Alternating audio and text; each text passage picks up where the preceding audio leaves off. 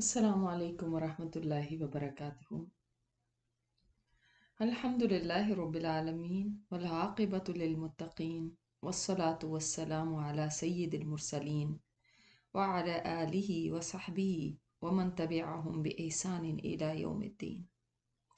اما بعد فاعوذ باللہ من الشیطان الرجیم، بسم اللہ الرحمن الرحیم۔ اس دنیا میں اکثر لوگ کسی نہ کسی غم، پریشانی، کسی مسئلے میں گھرے ہیں۔ بعض غم ماضی کے ریگریٹس ہیں کہ ایسا کیوں ہو گیا اور یہ میرے ساتھ کیوں ہوا، اور بعض مستقبل کے ہیں کہ ایسا کیوں نہیں ہو رہا، کیوں نہیں جیسے میں چاہتی ہوں ویسا پورا ہوتا۔ بعض غم ایسے ہیں جو دائمی ہیں، ان کا اب کچھ نہیں ہو سکتا، کوئی حل ہی نہیں۔ مثلاً کسی پیارے کی جدائی، کسی کی طلاق ہو جانا، کوئی جان لیوا بیماری لگ جانا، کسی کا ہینڈی کیپ بچہ پیدا ہو جانا، اور بعض مسئلے یوں لگتا ہے کہ دائمی بن گئے ہیں، اس لیے کہ ان کا کوئی اینڈ نظر نہیں آتا۔ انسان دعائیں بھی کرتا رہتا ہے مگر وہ جیسے ایک ناسور کی طرح چپک گئے ہیں اور حل ہونے کا نام ہی نہیں لیتے، بہتری نظر ہی نہیں آتی۔ ایسے میں انسان کہتا ہے میں کدھر چلا جاؤں، کبھی اپنے اوپر غصہ کرتا ہے، کبھی دوسروں پر، کبھی ڈپریشن میں چلا جاتا ہے اور کبھی مایوس ہونے لگتا ہے، کیونکہ مسئلوں کا حل نظر نہیں آتا، غم دور ہوتے ہوئے نظر نہیں آتے، دعائیں مانگ مانگ کے بھی تھک جاتا ہے۔ تو ایسا کیوں ہوتا ہے؟ آج اس کے اوپر تھوڑی سی بات کریں گے، کیونکہ بہت ضروری ہے کہ ہم اللہ تعالیٰ سے کبھی بھی بدظن نہ ہوں اور کبھی بھی اس سے مایوس نہ ہوں اور کبھی بھی اس کے بارے میں برا نہ گمان رکھیں، برا نہ سوچیں۔ تو چند ایک ریزنز ہی آپ کے سامنے رکھ سکتی ہوں وقت کے محدود ہونے کی وجہ سے۔ پہلی بات تو یہ کہ اپنا بیسک کانسیپٹ ہی ہم غلط بنائے ہوئے ہیں، اور وہ یہ کہ ہم یہ سمجھے ہوئے ہیں کہ یہ دنیا جو ہے یہ جنت ہے، یہاں پر چین ہونا چاہیے، سکون ہونا چاہیے، خوشیاں ہونی چاہیے، کوئی مسئلے نہیں ہونے چاہیے۔ ہمیں ایک ایسی زندگی کی تلاش میں بھاگ رہے ہیں جو ریئل نہیں ہے، کیونکہ وہ جنت کی زندگی ہے، وہ دنیا کی نہیں ہے۔ تو سب سے پہلے ہم اپنی بیسک کانسیپٹ کو صحیح کریں کہ اس دنیا کی حقیقت ہے کیا؟ کیا وہی ہے جو ہم نے سمجھا ہوا ہے یا کچھ اور ہے؟ اور اللہ تعالیٰ سے بہتر کون بتا سکتا ہے کہ اس دنیا کی حقیقت کیا ہے؟ اور اس نے یہی بتایا ہے کہ یہ زندگی اور موت اللہ تعالیٰ نے اسی لیے پیدا کی ہے کہ وہ آزمائے ہمیں، وہ آزمائے ہمیں، اس کے لیے سورہ ملک پڑھ کے ہم ہر رات یہ بات دہراتے ہیں کہ یہ زندگی تو وہ ہے ہی نہیں جس کی تلاش میں ہم بھاگ رہے ہیں۔ ہم کتنا بھی دوڑ لیں، ایک مسئلہ ختم ہوگا تو دوسرا شروع ہو جائے گا، دوسرا ختم ہوگا تو کوئی تیسرا شروع ہو جائے گا۔ یوں لگتا ہے ہم مسائل کے جنگل میں ہیں، ایک غم دور نہیں ہوتا کہ کوئی اور غم لگ جاتا ہے۔ تو ہم ایک ایسی جگہ پہ رہتے ہیں جہاں پہ روزانہ ایک پیپر ہوگا، اور آپ کو شاید یہ لگتا ہوگا کہ یہ سارے پیپرز کیا میرے لیے ہی رہ گئے، دوسرے تو لوگ تو آرام سے رہ رہے ہیں۔ ایسا نہیں ہے، اس لیے کہ ہم نہیں جانتے کہ دوسرے کے ساتھ کون سی پریشانی لگی، اس کو کون سا پیپر ملا، سب کے پیپرز مختلف ہو سکتے ہیں، مگر ایسا نہیں ہے کہ کسی کو پیپر ہی نہ ملا ہو۔ ہاں، اللہ تعالیٰ نے یہ فرمایا ہے قرآن پاک میں کہ وہ خیر سے بھی اور شر سے بھی دونوں سے آزماتا ہے۔ تو جو اس کو شر سے آزمایا جاتا ہے وہ تو پھر بھی اللہ سے قریب ہو جاتا ہے۔ جس کو خیر سے آزمایا جاتا ہے اس کو پتہ ہی نہیں چلتا کہ میرا بھی امتحان ہو رہا ہے۔ وہ خوش ہے کہ میں بڑا نوازا جا رہا ہوں، میرے ساتھ تو بڑے مزے ہیں، مسائل تو دوسروں کے ساتھ ہیں۔ نہیں، وہ اتنی بڑی آزمائش میں ہوتا ہے جس میں وہ بہت جلدی گم ہو جاتا ہے اور وہ جان ہی نہیں پاتا کہ وہ کتنے بڑے امتحان میں ہے۔ تو سب کے پرچے مختلف ہیں، کسی کا صحت کا ہے، کسی کا رزق روزی کا ہے، کسی کا اپنی پڑھائی کا ہے، کسی کا شوہر یا بیوی کے ساتھ ہے، کسی کا بچوں کے ساتھ ہے، کسی کا کسی پیارے کے جانے کے ساتھ ہے۔ تو اللہ تعالیٰ نے تو یہ بتا دیا قرآن پاک میں کہ اللہ تعالیٰ نے انسان کو مشقت میں پیدا کیا، اور یہ بھی بتا دیا کہ تم نے کیا سمجھ رکھا ہے کہ تم ایسے ہی جنت میں چلے جاؤ گے، جبکہ اللہ تعالیٰ نے تمہیں ابھی آزمایا ہی نہیں جیسے پچھلے لوگوں کو آزمایا تھا۔ اللہ اکبر۔ تو اللہ تعالیٰ تو آزماتا ہے، دیکھتا ہے کہ تم اپنے ایمان کے دعوے میں کتنے سچے ہو۔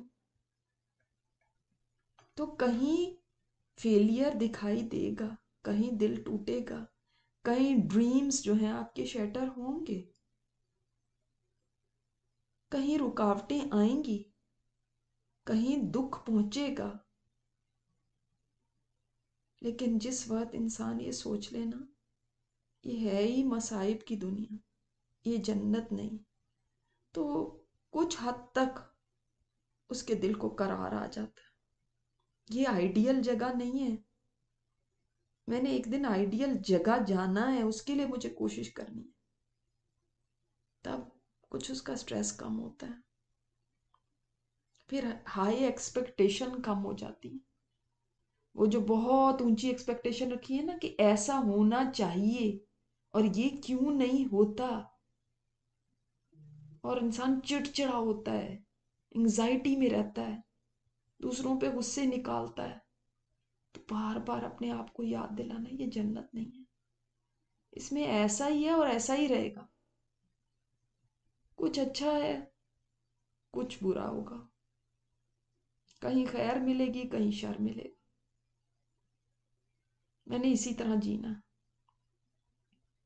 اب بعض ہمارے اسلاف پر تکلیفیں آتی تھی تو وہ کیسے ان سے کوپ کرتے تھے کہ عمران بن حسین کے بارے میں آتا ہے 30 سال سے وہ بیڈ ریڈن تھی، 30 ایئرز۔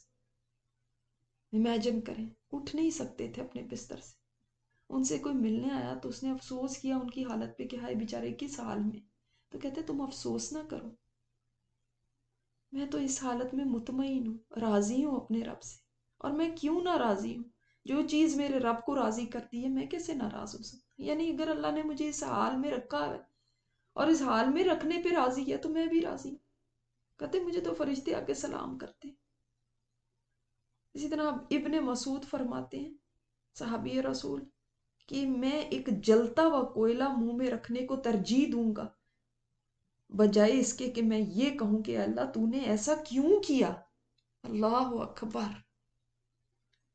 تو میں اس سے بہتر ہے کہ میرے منہ میں جلتا ہوا کوئلہ آ جائے، جلا دے میرے منہ کو، لیکن میں یہ کیسے کہہ سکتا ہوں اللہ تم نے ایسا کیوں کیا، اور بارہا استغفر اللہ کہ ہم اپنے منہ سے کہہ دیتے ہیں اللہ تم نے ایسا کیوں کیا، ہائے اللہ میرے ساتھ ایسا کیوں۔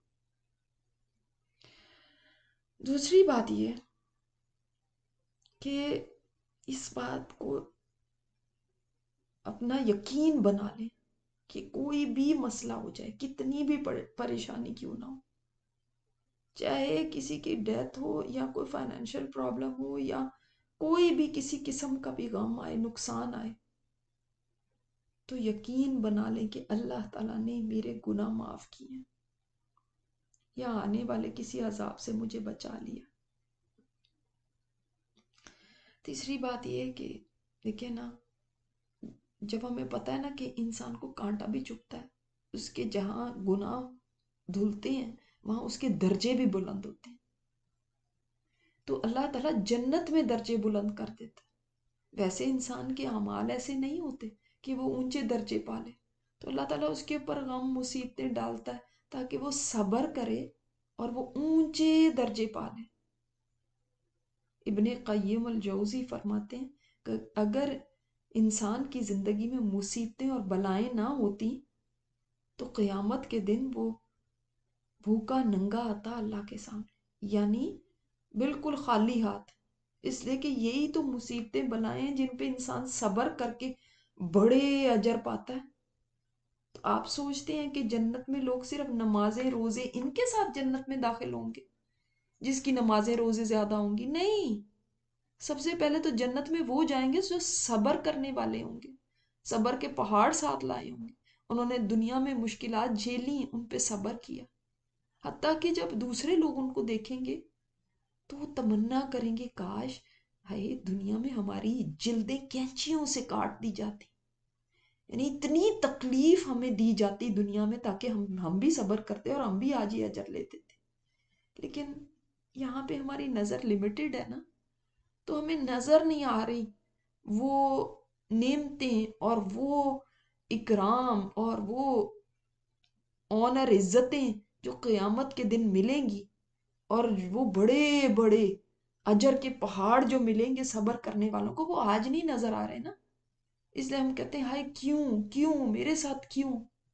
اس دن کہیں گے ہائے میرے ساتھ تو یہ تک ہو جاتا، کاش ایسا ہو جاتا میرے ساتھ تاکہ میں بھی صبر کر لیتا۔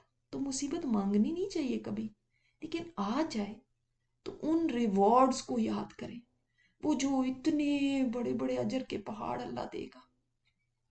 کبھی یہ نہ کہیں کہ نہیں نہیں مجھے کچھ نہیں چاہیے، بس میری یہ مصیبت دور ہو جائے، نہیں، وہاں جا کے انسان تمنا کرے گا ان مصیبتوں کی کہ آ جاتی نا میرے ساتھ۔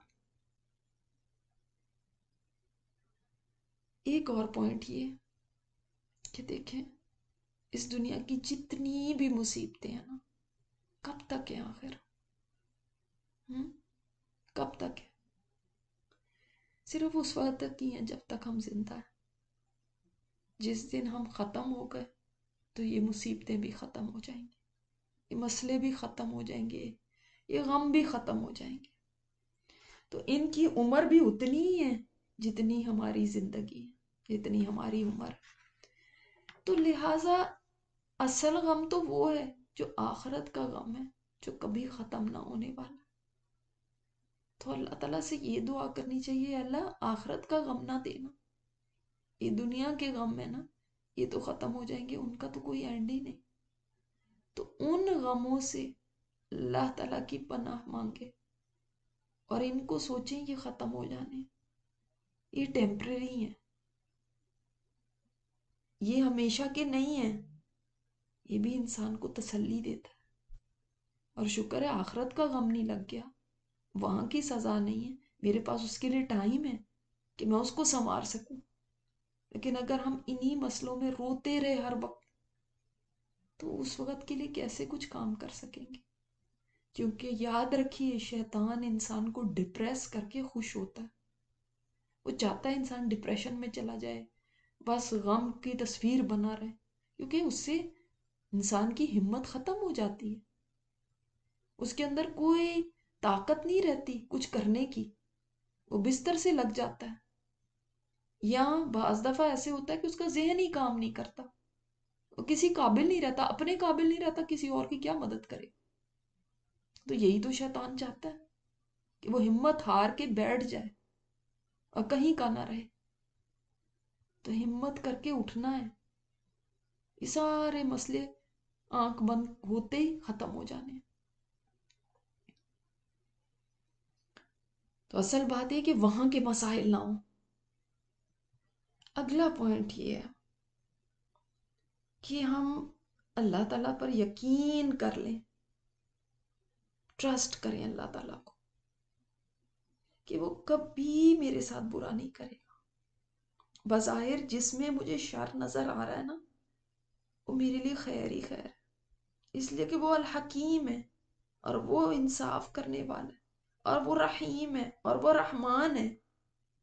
جو رحمان ہو اتنا مرسیفل کہ اس کی رحمت سے بیونڈ کسی کی رحمت ہے ہی نہیں، میرے ساتھ کیسے ایسے کر سکتا؟ وہ تو بہت رحیم ہے، اور اس کو پتا ہے کہ میں اس سے گزر رہی ہوں، تو پھر کوئی خیر ہی ہوگی کہ وہ مجھے اس سے گزار رہا ہے۔ تو وہ تو کبھی ظلم نہیں کرتا۔ اور اللہ تعالیٰ قرآن پاک میں کئی جگہ پہ فرماتا ہے واللہ یعلم وانتم لا تعلمون، اللہ جانتا ہے اور تم نہیں جانتے ہیں۔ سبحان اللہ۔ تو یہ یقین کر لیں میرے اللہ کو تو پتا ہے، مجھے نہیں پتا، اس سے کیا فرق پڑتا ہے؟ میرے اللہ کو پتا ہے کہ اس میں میری کوئی خیر ہے۔ ڈاکٹر اگر ٹیکہ لگائے تو انسان کو لگتا ہے کہ مجھے تکلیف دے رہا ہے، حالانکہ اس میں تو شفا ہے۔ لیکن جس کو پتا ہوگا کہ اس میں شفا ہے رکھی بھی، اس کو یہ عمل برا نہیں لگے گا۔ لیکن جس کو ڈاکٹر پہ ہی بھروسہ نہیں، وہ کہے گا یہ تو مجھے اتنی تکلیف دے رہا ہے، کہیں کاٹ رہا ہے، کہیں سرجری کر رہا ہے، کہیں کچھ کر رہا ہے۔ تو ڈاکٹر سے زیادہ تو اللہ پہ بھروسہ کرے نا۔ ہمیں ڈاکٹر پہ بھروسہ ہے، اللہ پہ بھروسہ نہیں۔ وہ ہمیں کاٹتا ہے، کہیں کوئی ٹیکہ لگ رہا ہے، کہیں کوئی کڑوی دوا دے رہا ہے، تو وہ میرے لیے خیر چاہتا ہے۔ اللہ اکبر۔ اسی طرح اللہ تعالیٰ کو یہ بھی پتا ہے کہ کون سی چیز مجھے کس وقت دینی ہے۔ میں ڈیسپریٹ ہوتی ہوں کہ یہ کیوں نہیں مل رہا، یہ کیوں نہیں حل ہو رہا مسئلہ۔ ہم مایوس ہونے لگتے ہیں، ہمارے لیے صبر کرنا مشکل ہو جاتا ہے، مگر اس کو پتا ہے کون سا ٹائم بہتر ہے۔ تو بھروسہ کریں اس کے پلان پہ۔ ابن قیم فرماتے ہیں بعض دفعہ اللہ تعالیٰ اپنے بندے کو اس لیے آزمائش میں ڈالتا ہے تاکہ اس کی شکایات، اس کی گڑ گڑاہٹ اور اس کی دعاؤں کو سنے۔ یاد رکھیے گا، اللہ تعالیٰ اپنے پیاروں کو آزماتا تو ضرور ہے، مگر ان کو کبھی ضائع نہیں کرتا، کبھی ضائع نہیں کرتا۔ تو یہ چند ایک باتیں میں نے آپ کے سامنے رکھی، اور بھی بے شمار باتیں ہیں، بہت ساری باتیں ہیں۔ بس اینڈ اس کا یہ ہے کہ اللہ کی رحمت سے مایوس نہیں ہونا۔ وہ اللہ وہی ہے جو موسیٰ کے لیے سمندر کو پھاڑ سکتا ہے۔ اللہ تعالیٰ وہی ہے جو ابراہیم کے لیے آگ کو ٹھنڈی کر سکتا ہے۔ اللہ تعالیٰ وہی ہے جو عیسیٰ علیہ السلام کو سولی پہ چڑھنے سے بچا سکتا تھا۔ تو وہ ہر بند دروازہ کھول سکتا ہے، وہ ہر چیز کر سکتا ہے۔ جب ہم کہتے ہیں نا واللہ علی کل شیء قدیر، تو واقعی اس پہ یقین بھی تو رکھیں کہ اللہ کل شیء قدیر ہے۔ اور اس کے لیے کیا کریں ہم ان چیزوں کے لیے؟ تو ایک بہت ہی بیسک چیز جو آپ کر سکتے ہیں نا، وہ اللہ تعالیٰ کے ناموں پر غور و فکر شروع کر دیں۔ بہت ساری آپ کی پریشانیاں دور ہو جائیں گی، شاید حل تو نہ ہو، لیکن بہت سارے غم ہلکے ہو جائیں گے۔ اللہ تعالیٰ کے ناموں کو بیٹھ کے غور و فکر کریں، ان کو سمجھیں، انگزائٹی دور ہوتی ہے، غم دور ہوتے ہیں، دل کو سکون مل جاتا ہے۔ کیونکہ جب بند دروازے آتے ہیں، جب ایسے لگتا ہے کہ کہیں کوئی راستہ نہیں، تو آپ اللہ تعالیٰ کو الفتاح پائیں گے۔ جب آپ سکون کی تلاش میں نکلیں گے تو اس کو السلام پائیں گے۔ جب گناہوں میں پھنس کے ہار جائیں گے تو اس کو الغفار پائیں گے۔ جب تنہائی محسوس کریں گے تو اس کو قریب پائیں گے۔ جب سارے طرف سے محبتوں میں ٹھکرا دیا جائے گا تو اس کو الودود پائیں گے۔ جب بے بسی کی انتہا میں آپ سجدے میں گریں گے تو اس کو القادر القدیر پائیں گے۔ جب اپنی کوئی چیز اس کی حفاظت میں دیں گے تو اس کو الحفیظ پائیں گے۔ جب اپنے معاملات کو اس پہ چھوڑیں گے نا تو اس کو الحکیم پائیں گے۔ جب کہیں سے کوئی کام نہیں بن پا رہا ہوگا تو اس کو الوکیل پائیں گے۔ اور جب یقین کے ساتھ اس کے سامنے اپنی دعائیں رکھیں گے تو اس کو المجیب پائیں گے۔ تو وہ رب بڑا ہی کریم ہے، بڑا ہی رحیم ہے، بڑا ہی غفور ہے، اور اپنے بندے سے بڑی محبت کرتا ہے۔ یہ سارے اس کے نام ہیں۔ ان میں جتنا غور کریں گے آپ دیکھیں گے آپ کا دل سکون ہی پاتا جائے. اتنے پیارے نام جس رب کے، وہ ہے بھی ایسا. یہ نہیں کہ ایسے جیسے ہم دنیا میں نام رکھ دیتے ہیں کسی کے، مثلا کسی کا نام ساجدہ ہو اور اس نے سجدہ کبھی بھی نہ کیا، تو ایسے نام رکھے جاتے ہیں. لیکن اللہ تعالیٰ کے جو نام ہے نا، اس کی صفات ہے، وہ ایسا ہے. تو جب انسان اپنے رب سے قریب ہوتا جاتا ہے نا اس طرح اس کے ناموں کے ذریعے، تو آپ دیکھیں گے کہ اس نے ظن بھی آئے گا اپنے اللہ سے، ٹرسٹ بھی پیدا ہوگا، اس سے قربت بھی ہوگی. اس کی سے زیادہ بہترین ساتھی بھی آپ کو کوئی نہیں ملے گا. وہ الولی بھی ہے، دوست بھی ہے. تو پھر انسان کے اندر قرار اتر جاتا ہے.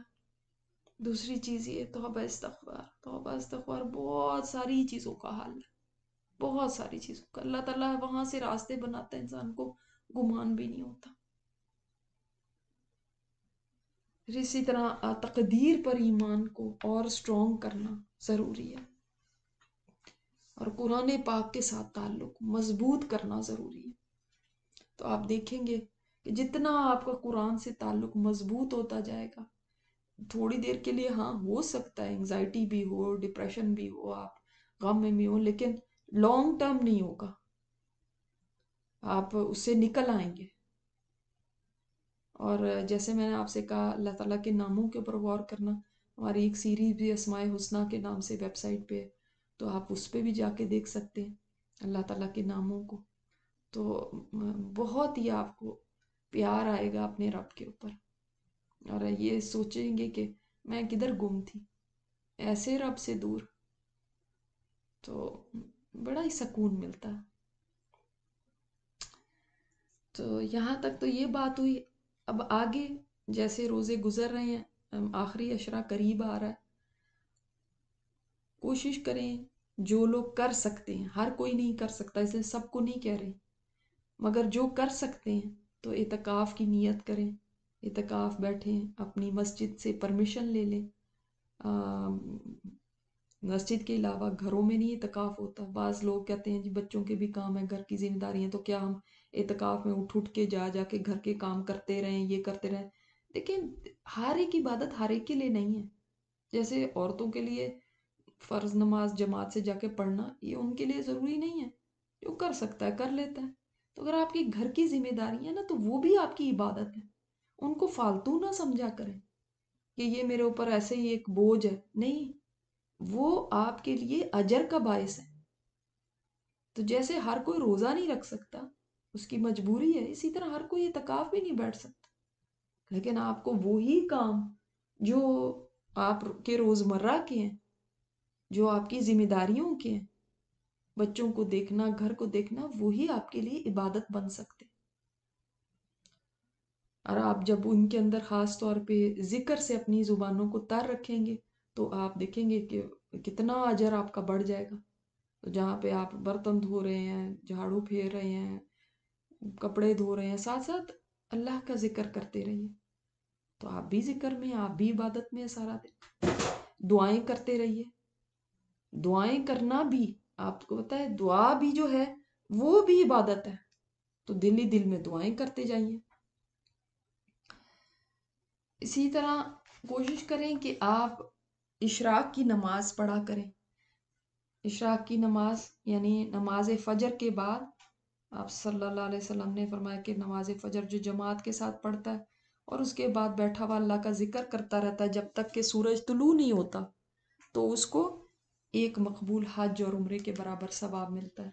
تو یعنی حج عمرہ آج کل کتنا مہنگا ہو گیا، ہر کوئی نہیں کر سکتا. کوئی کر سکے تو بہت اچھا ہے، لیکن ہر ایک نہیں کر سکتا اور بار بار تو نہیں کر سکتے. لیکن اس طرح سے آپ ایک حج اور عمرے کا اجر لے سکتے ہیں. وہیں بیٹھے رہیں جہاں پہ آپ نے فجر کی نماز پڑھی، اور پھر اس کے بعد اللہ کا ذکر کرتے رہیں، دعائیں کرتے رہیں، اور اس کے بعد 2 رکعت صرف پڑھ لیں گے تو اتنا اجر ہے. اور اس کے بعد جب سورج ذرا اوپر چلا جائے، جیسے 9-10 بجے کا وقت ہے، سورج میں گرمی آ جاتی ہے اس وقت، تو یہ نماز چاشت کہلاتی ہے. پھر اس وقت 2 4 6 8 جتنے بھی آپ نوافل ادا کر سکیں وہ ادا کیجئے، یہ بھی بہت اجر کا باعث ہے۔ کم سے کم دعائیں، نبی علیہ الصلوۃ والسلام نے فرمایا انسان کے اندر 360 جوڑ ہیں اور اس کی ذمہ داری ہے کہ وہ ہر جوڑ کے بدلے ایک نیکی کرے، یعنی یہ 360 ہے تو 360 نیکیاں کرنی چاہیے۔ تو صحابہ نے عرض کی یا رسول اللہ یہ ہماری کہاں طاقت ہے، ہم کیسے کریں یہ؟ تو آپ صلی اللہ علیہ وسلم نے فرمایا مسجد میں کسی کے تھوک کو صاف کر دینا، راستے سے کسی چیز کا ہٹا دینا، یہ بھی نیکی ہے۔ یعنی ان کاموں کے ذریعے بھی انسان کو نیکی ملتی ہے۔ یہ چھوٹے چھوٹے کام ہیں، مگر جیسے میں نے ابھی آپ کو کہا آپ اپنے گھر میں اپنے بچوں کی دیکھ بھال کرتے ہیں، یہ بھی ایک نیکی ہے۔ آپ گھر کو صاف ستھرا کرتے ہیں، یہ بھی ایک نیکی ہے۔ آپ ہسبینڈ کو دیکھتی ہیں تو وہ بھی ایک نیکی ہے۔ کوئی آدمی باہر جاتا ہے کماتا ہے تو وہ بھی ایک نیکی ہے کہ رزق حلال کما کے لاؤں اپنے گھر والوں کے لیے، تو یہ سب نیکیاں ہیں۔ تو فرمایا اگر یہ ممکن نہ ہو کہ یہ نیکیاں کر سکو تو چاشت کی 2 رکعت تمہارے لیے کافی ہیں، یعنی آپ چاشت کی 2 رکعت پڑھ لیں گے تو 360 نیکیاں آپ کی ہو گئی، ہر جوڑ کا صدقہ آپ نے دے دیا۔ اسی طرح سبحان اللہ نیکی ہے، الحمدللہ نیکی ہے، لا الہ الا اللہ نیکی ہے، اللہ اکبر نیکی ہے، امر بالمعروف نیکی ہے، نہی عن المنکر نیکی ہے۔ تو جو بیٹھے بیٹھے کچھ اور نہیں کر سکتے تو چلو اس طرح سے ہی نیکیاں آپ نہیں کما سکتے، ٹھیک ہے۔ تو اس طرح یہ چاس کی نماز آپ نے کم از کم 2 نفل پڑھ لیے۔ آپ جب سورج اوپر، اگر آپ یہ نہیں کر سکتے کہ آپ فجر کے بعد بیٹھے ہیں اور سورج طلوع ہونے کے بعد آپ 2 رکعت پڑھیں، تو آپ جب 9 10 بج جائیں اس وقت بے شک پڑھ لیں۔ اس طرح ایک ریمائنڈر آپ لوگوں کے لیے ہے کہ چونکہ اس مہینے میں اکثر لوگ اپنی زکوٰۃ نکالتے ہیں، تو ضرور آپ لوگ بھی اپنی زکوٰۃ کا حساب کتاب کر کے کوشش کریں کہ جلدی اس کو نکال دیں۔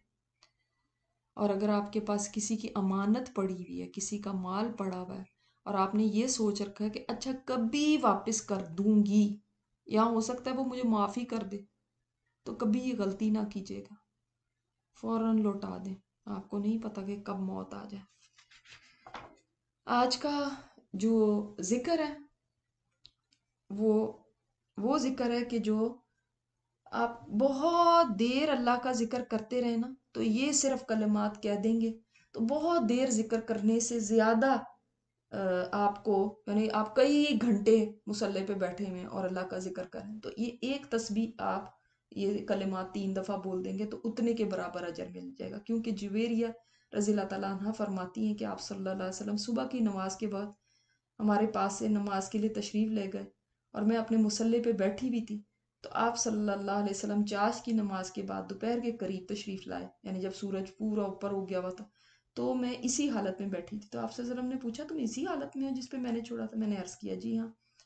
تو آپ نے فرمایا میں نے تمہارے سے جدا ہونے کے بعد یہ کلمات 3 دفعہ پڑھے ہیں، اگر ان کو اس سب کے مقابلے میں تولا جائے جو تم نے صبح سے پڑھا تو یہ کلمات بھاری ہو جائیں گے، یعنی اتنے زیادہ ان کی ثواب ہے۔ اور وہ کیا ہے؟ سبحان اللہ و بحمدہ عدد خلقہ و رضا نفسہ و زینت عرشہ و مداد کلماتہ، کہ پاک ہے اللہ اور اس کی تعریف ہے اس کی مخلوق کی تعداد کے برابر، اس کی ذات کی رضا کے برابر، اس کے عرش کے وزن کے برابر اور اس کے کلمات کی سیاہی کے برابر۔ تو اتنا بڑا یہ کلمہ ہے، اس میں سبحان اللہ بھی ہے اور وبحمدہ بھی ہے۔ اسی طرح جو آج کی دعا ہے تو جیسے میں نے آپ سے کہا کہ بس ہم یہ اللہ تعالیٰ سے مانگے کہ اللہ تعالیٰ سب کاموں کا انجام بخیر ہو جائے۔ ابھی جو گزر رہی ہے وہ ٹھیک ہے، لیکن جو چیز کا اینڈ اچھا ہو جائے تو وہ اچھی ہی ہے نا۔ تو ہم دعا کرتے ہیں کہ اللہم احسن عاقبتنا فی الامور کلہا، اے اللہ میرے سارے کاموں کا انجام اینڈ ان کا اچھا کر دیں، چاہے میری اپنی ذات ہے، بچے ہیں، گھر بار ہے، جو بھی چیزیں، جو بھی ہمارے مسائل ہیں نا، ان کا اینڈ بس اچھا ہو جائے، ٹھیک ہے۔ وَأَجِرْنَا مِنْ خِزْيِ الدُّنْيَا، اور اللہ مجھے دنیا کی رسوائی سے بچانا۔ دنیا کی رسوائی دیکھیں، عزت جو ہے نا مال سے بھی زیادہ قیمتی چیز ہے. تو اللہ دنیا کی ذلت سے، رسوائی سے بچانا، یہ دنیا میں عزتیں دیے رکھنا، وعذاب الآخرہ اور آخرت کے عذاب سے بچانا. تو بہت اچھی دعا ہے یہ بھی.